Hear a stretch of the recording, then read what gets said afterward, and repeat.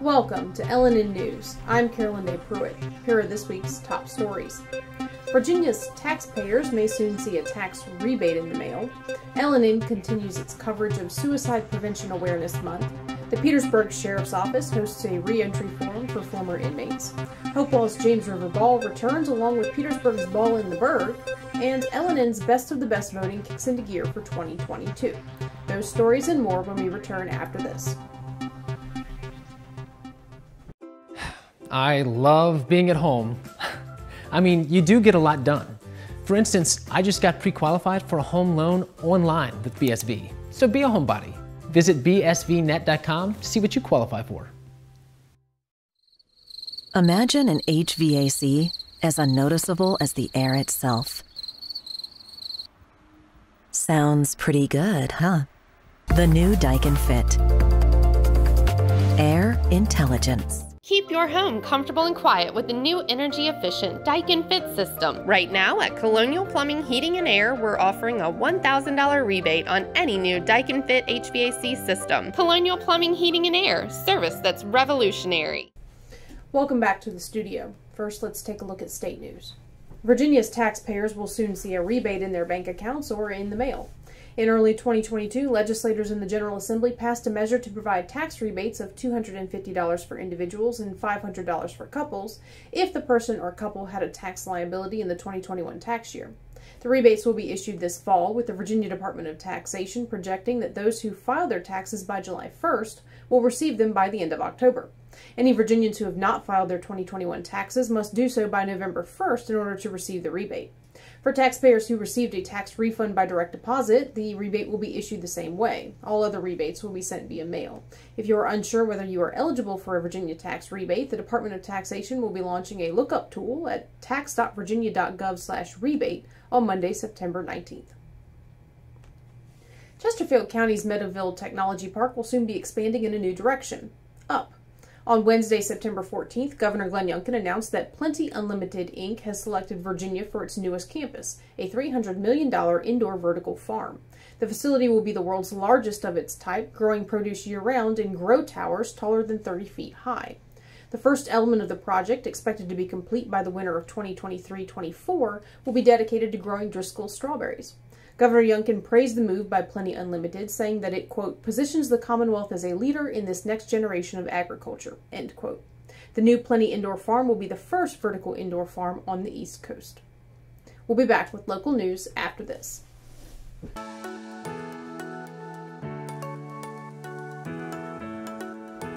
Yes, you can still get haircuts, colors, highlights, waxing services, everything that's going to make you look great right here at the Apothic Company.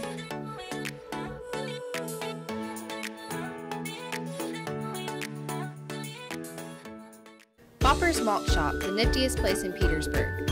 Ice cream, candy, footlong hot dogs, burgers, and now introducing the Bopper Blast, a hand-dipped vanilla shake with a blast of candy.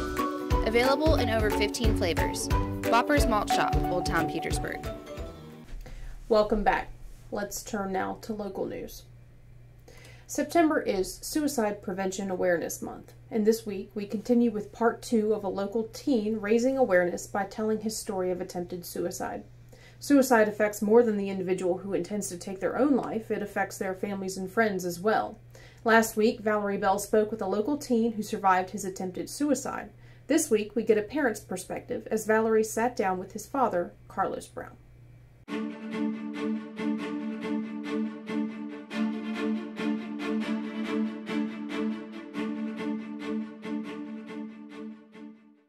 We have the rare opportunity of getting a parent's perspective. We're here with Carlos Brown Sr. and his son Christian, who survived suicide. How are you doing today? I'm doing. You're doing. Most of the time when people ask me that question, my honest opinion is I don't know. My answer is I just get up and I keep moving and I hope that I'm going in the right direction. And if I'm going in the right direction, then eventually I'll get there. People are naive enough to think that parents can see this coming. Was there any indication that he would do something like this or attempt something? Your choice of words are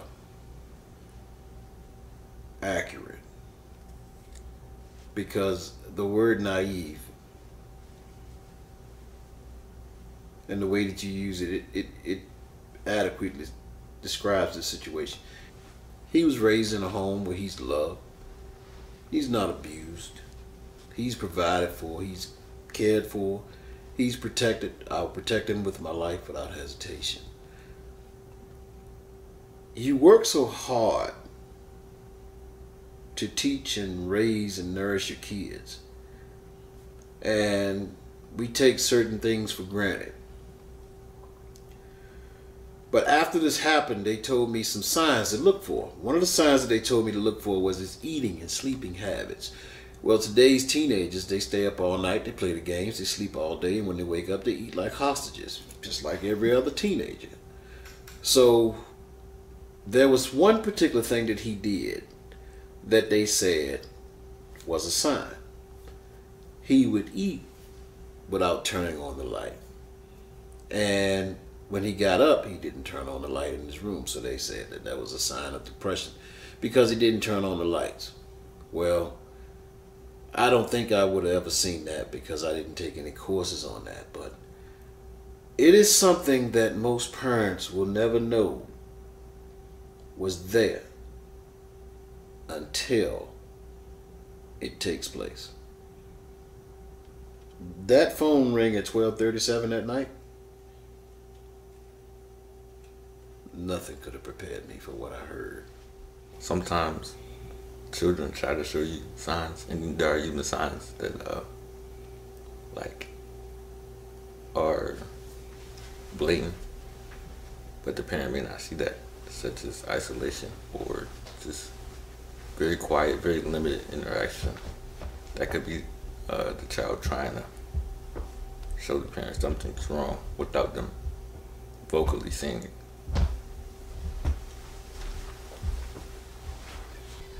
What signs were you trying to show your father? Well, just limited interaction, very isolated all the time, very quiet. But I can see where he's coming from because that is also part of my personality. So it's kind of hard to see past that. Were you expecting your dad to pick up on the signs? Expecting, not really, but there was a slight bit of hope. Hope. You're showing or trying to convey these signs, was that a way of reaching out? In a sense, yes. But sometimes I was just so exhausted from hiding it that I didn't want to put forth the effort to try to hide it. Can I ask you a question? Yeah. Since you were 2, I always told you that you can come to me for anything. Instead of trying to show me signs, why not just come to me? Because I didn't think. I thought I was afraid of how it may have been perceived. By me? Yes, but not only you. So with that mental state, did you feel like your dad would react differently towards you upon knowing how you felt? Yes, and that may be something that's a part of the depression. It may make your mental view of things do a full 180. But I thought that it wouldn't have been taken as serious because I couldn't answer the question, what's wrong? And then on top of that, like I said, I live a blessed life. Mm-hmm. And then I seen him like working so hard, taking care of this, that, and the third. So what I was going through, I felt it may be seen as nothing. Is it you didn't want to feel like you were burdening him with something? Yes. You didn't hold your family, your friends, or anybody at fault for any of this, did you? No, I know it's my fault. Okay. I wouldn't necessarily say that it's your fault. It's just something that you went through and you didn't know how to reach out to get through it. You're young. You're going to learn as you go. But the question that I have for you is, do you feel that you can come to me now. Yes. And that's all that matters. Dad, walk us through that night. Well, it was a Saturday. My wife had to work. So I go to Bojangles and get the picnic with the tea because he loves sweet tea. Came home, I stood at the bottom of the stairs and I called him. I said, Bam, come get something to eat. After we ate, we cleaned up the kitchen. My wife was gone. I said, son, I'm tired. I'm going to sleep.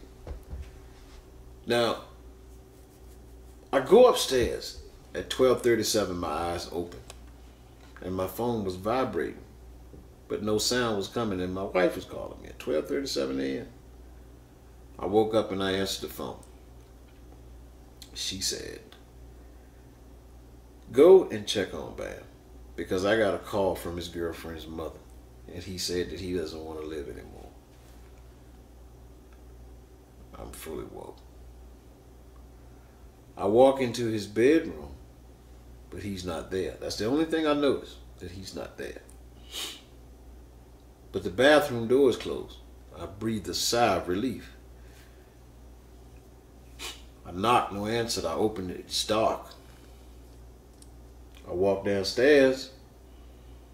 I don't see him in the kitchen. Normally you'll catch a teenager in the kitchen. Not in the dining room. I walk through the garage and I go outside, but it's extremely cold. Just snowed. Probably about 15 degrees. I know it was less than 20.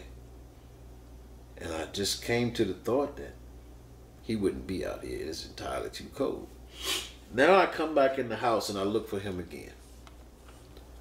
And I walk in his room and I see that gun holster on his bed.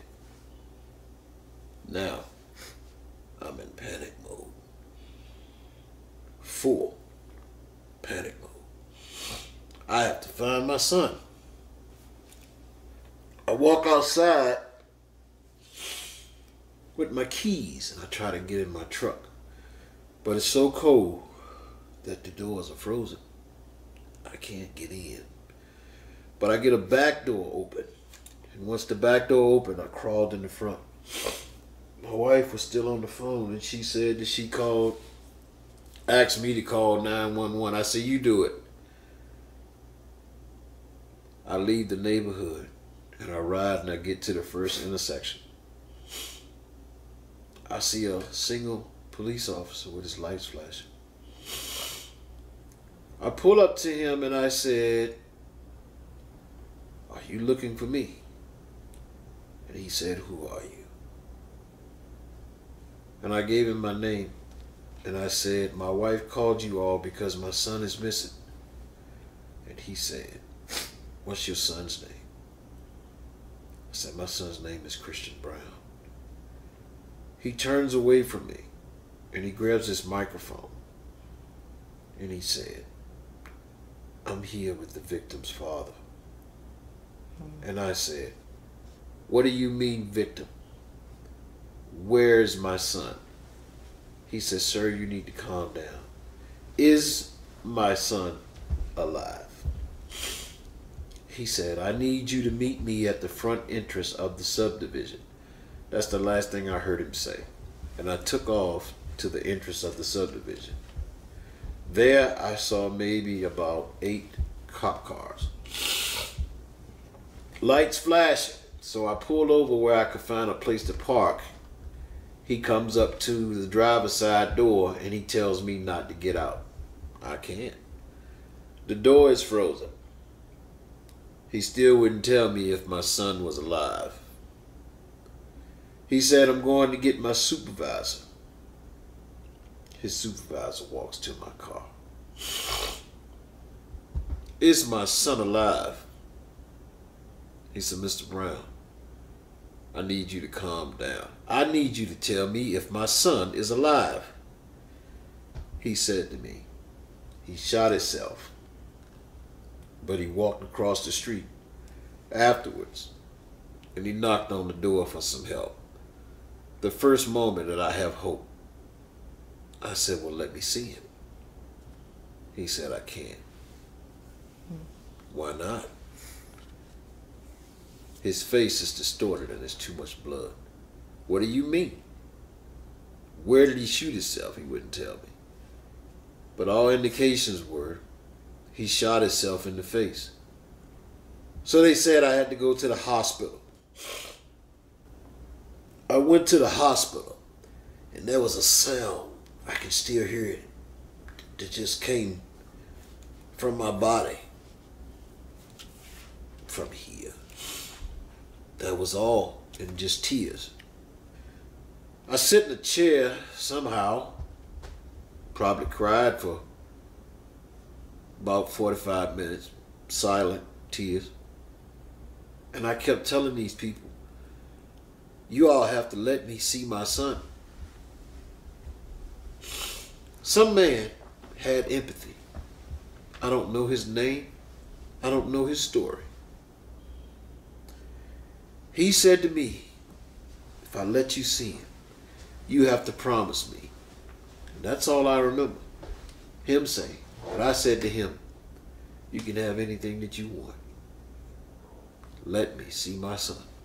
He took me back there. My son laid on a gurney, surrounded by people. He saw me coming. His eye was swollen closed because the bullet stopped at the orbital bone. They had to give him a boxer's cut in the hospital to relieve the pressure. When he looked up and he saw me, it was like he knew that it was going to be all right.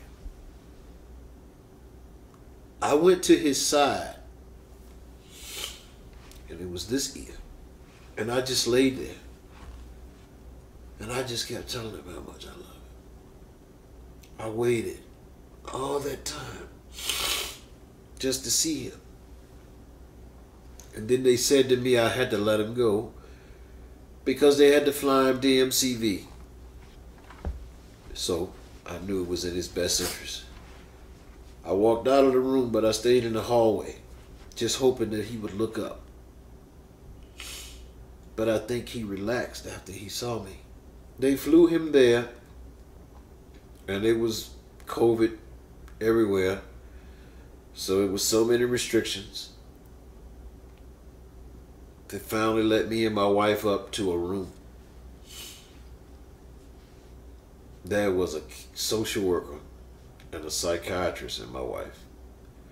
I probably sat on a sofa, maybe half the size of this, but I was in a fetal position.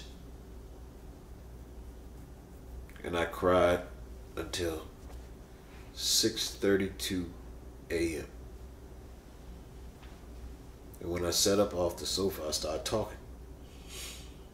And everybody looked at me, they was astounded. And I said, why are you all looking at me like that? They didn't know what to say, so I knew what they was thinking, and I said to them, I'm done crying. Now I gotta fix this as best as I can. Now I gotta be here for him. And now I gotta be his strength. That was that night. And I remember each detail. Very long night. The longest one of my life. When was the first time that you had a chance to talk to Christian after that? Well, it took him a while to be able to talk. He could write things down. When it comes to the first time that we were able to talk was when they gave him a little voice box. And the conversations were not particularly related to mental health or anything of that nature.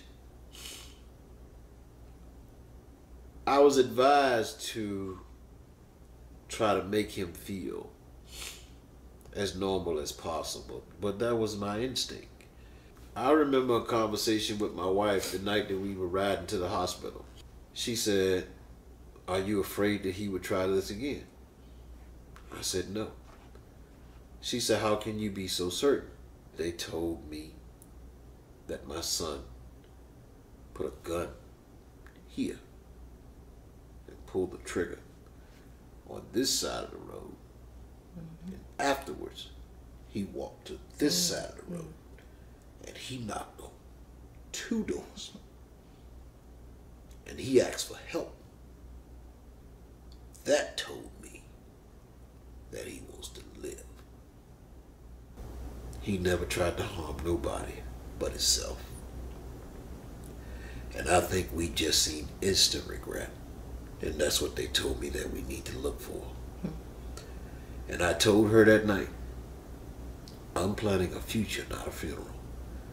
And that's what I'm going to be doing for some time. So what is it like for a parent on the other side of an attempt like this? But here's what is so hard about this. You second guess everything.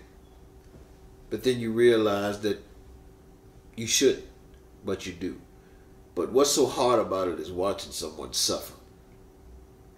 You can't do anything about it. And then you gotta imagine that the suffering that he was going through, and you didn't do anything about it. You didn't do anything about it because you didn't know it was there. I've told him from the time that he was 2, as long as you got daddy, you're gonna be just fine. I can't control nothing but me. I will never let you down. But I felt like I did, even though I know I didn't. I felt like I did. Parents' perspective. Talk to your children. Please. Let your children know that they can come to you.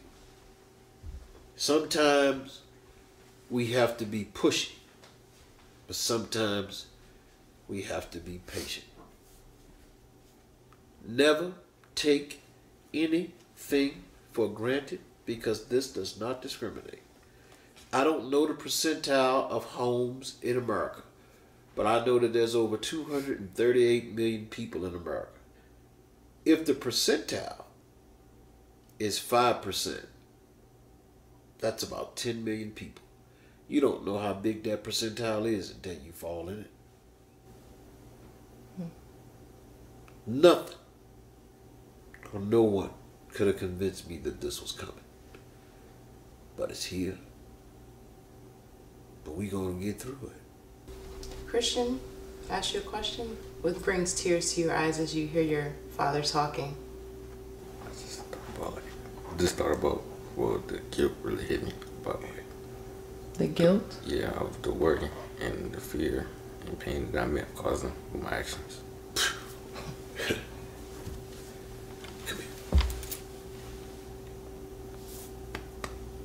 Don't worry about me.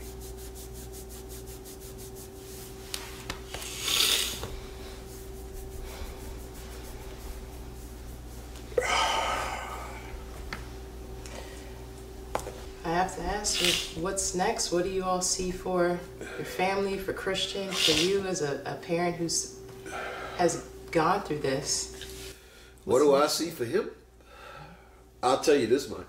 What I told him the first or second day after this happened, I said, I don't know what it is that you are here to do. But whatever it is, it's got to be one hell of a thing. You have a calling and a future that even a bullet at this close range couldn't stop. What's next for you? I have no idea. One day at a time? Yeah. One day at a time. Absolutely. Thank you all both for sharing this very heartfelt, touching story and bringing awareness to this by sharing your story. Really appreciate it.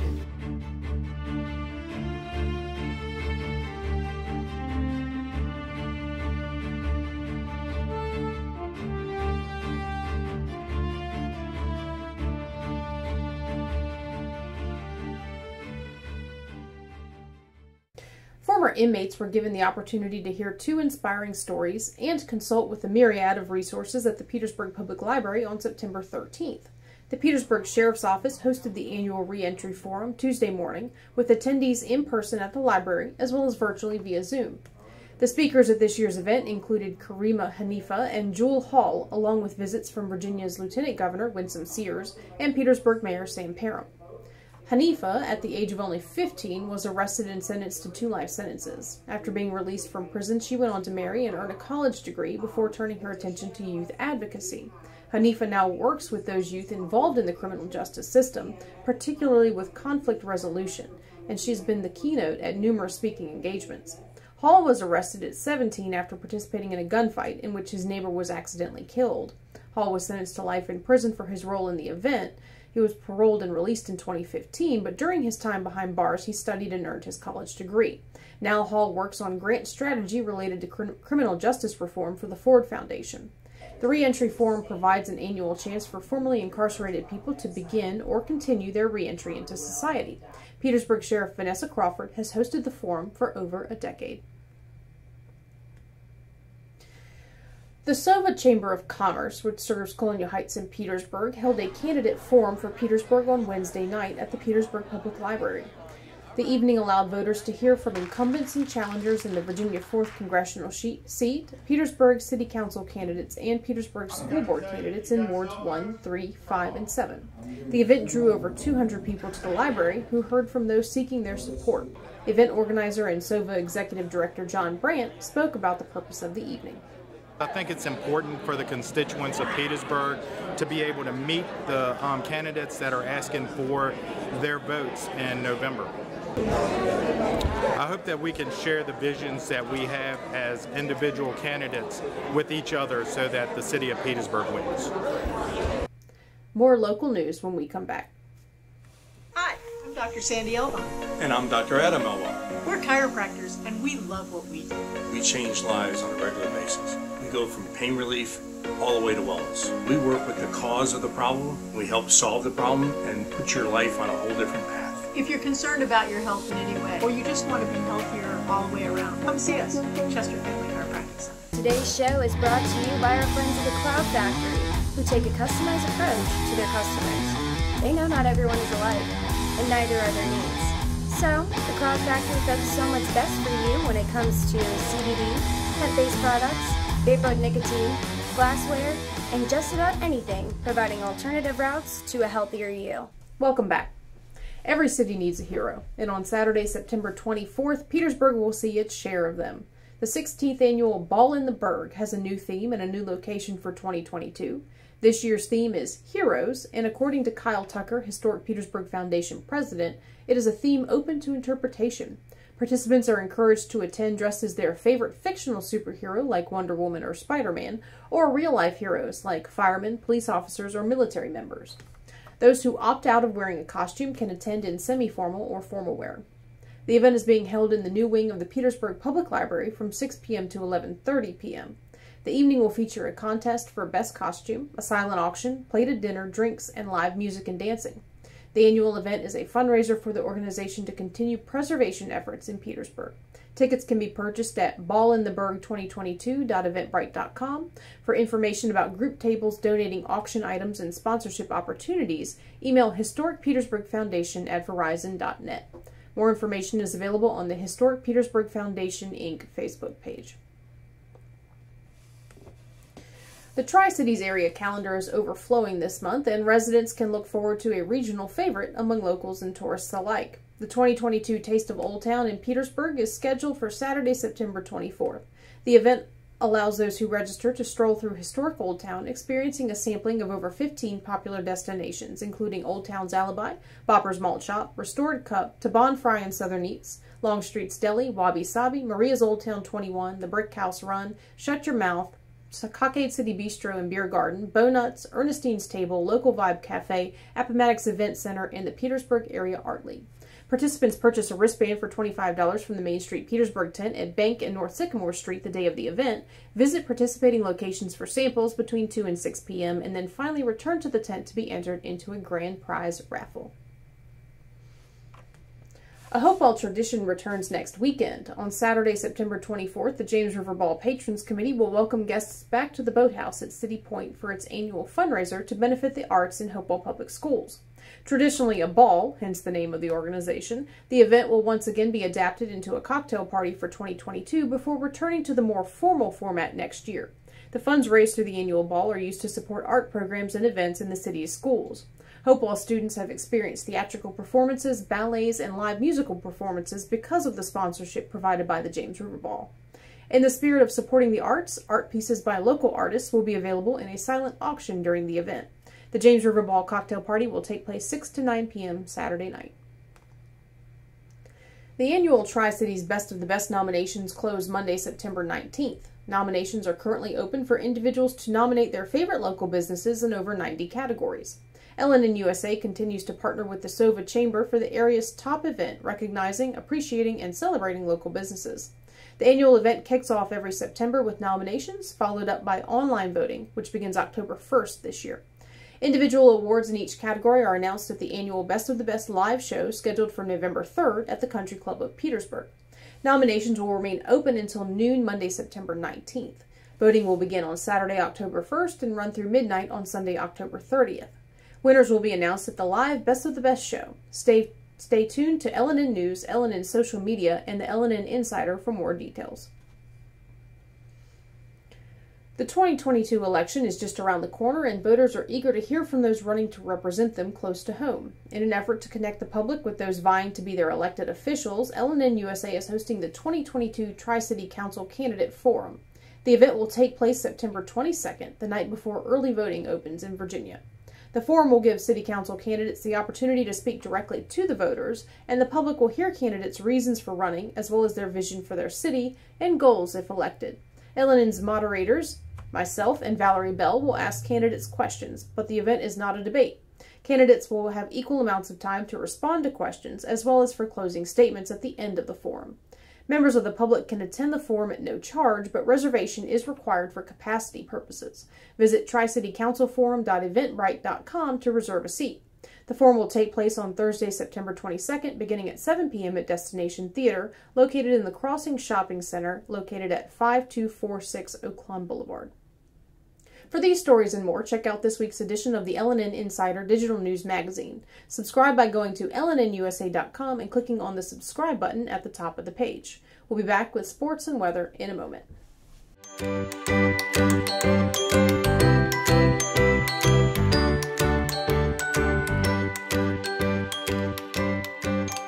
Hourglass Realty Group.